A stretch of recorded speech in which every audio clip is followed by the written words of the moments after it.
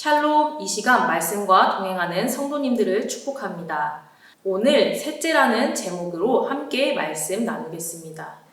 예수님이 예루살렘 성전에 들어가셔서 가장 먼저 하신 일은 성전을 정화하는 것이었습니다. 이 일로 유대 종교 지도자들과의 논쟁이 촉발되었습니다. 종교 지도자들은 계속 예수님께 도전적인 태도를 보였으며 그분의 권위를 떨어뜨리려는 의도를 가지고 예수님께 접근했습니다.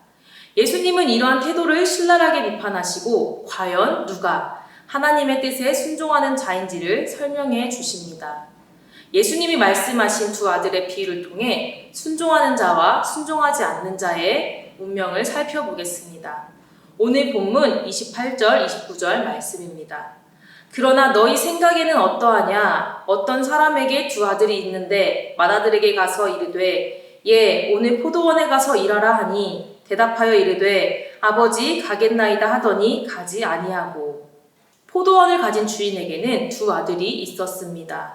그중 맏아들은 포도원에 가서 일하라는 아버지의 말에 가겠다고 말했지만 결국 가지 않았습니다.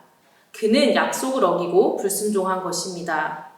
예수님은 이 행동이 종교 지도자들의 행위와 같다고 말씀하십니다. 그들은 하나님이 보내신 예수님을 배척하고 반대했으며 마지막까지 자신들의 행위를 돌이키지 않았습니다. 그 결과 그들은 하나님 나라에 들어갈 수 없게 되었습니다. 그런데 우리에게도 예수님이 지적하신 맏아들과 같은 모습이 있습니다. 우리는 하나님의 말씀이 옳다고 생각하고 입으로는 순종을 약속하지만 정작 실제 삶에서는 생각대로 살지 못합니다. 말씀에 순종하기 위해 깨어있어야 하는 삶을 부담스러워하거나 불편해하며 불순종하는 자신을 합리화하며 살아갑니다. 그러나 예수님은 우리의 입술의 고백만을 원하시는 분이 아닙니다. 예수님은 입으로만 주님을 부르는 자가 하나님 나라에 들어가는 것이 아니라 오직 하나님의 뜻대로 행하는 사람이 들어가는 것이라고 말씀하셨습니다. 그러므로 우리는 좀 더 치열하게 하나님의 말씀을 적용하며 실천해야 합니다.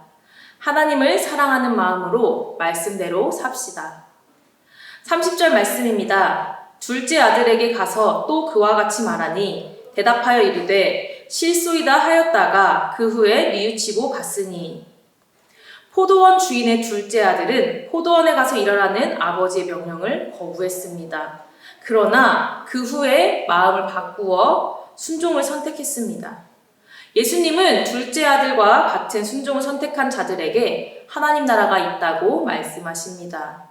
그렇다면 둘째 아들과 같은 이들은 누구일까요?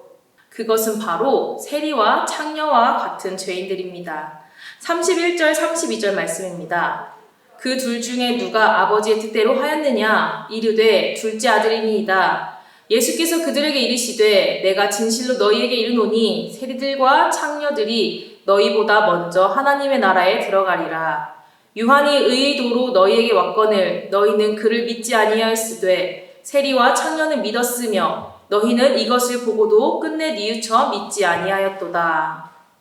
그들은 둘째 아들이 아버지의 명령에 불순종한 것처럼 하나님의 율법과 반대되는 악한 삶을 살아가고 있었습니다. 그런데 그들에게 찾아오신 예수님의 말씀을 듣고 마음을 바꾸었습니다. 회개한 것입니다. 회개 결과로 그들에게 하나님 나라가 주어집니다. 그들은 종교 지도자들이 가장 경멸한 사람들이었습니다. 그러나 자기를 이롭다고 여기는 자들이 아닌 스스로 죄인이라고 인식하고 겸손히 예수님께 나아오는 사람이 결국 의인으로 받아들여집니다. 하나님 보시기에 우리 모두 죄인이며 하나님의 명령을 철저히 거절하고 살아가는 반역자들입니다. 그러므로 우리 역시 둘째 아들이 자신의 불순종을 돌이킨 것처럼 하나님과 상관없이 교만하게 살았던 죄를 회개해야 합니다. 그렇게 회개하는 자들에게 하나님이 약속하신 구원이 주어질 것입니다. 예수님은 세리와 창녀와 같은 죄인들의 친구가 되어주신 것처럼 우리가 회개하면 우리의 친구가 되어주실 것입니다. 그리고 우리를 죄에서 깨끗하게 하시며 의로운 삶으로 인도해 주십니다. 포도원 주인에게 셋째가 있었다면 어땠을까요? 첫째처럼 가겠습니다 하고 둘째처럼 일하는 셋째 말입니다. 하나님께 우리가 셋째가 되길 원합니다. 입술로 또 삶으로 순종하는 것은 쉬운 일이 아닙니다.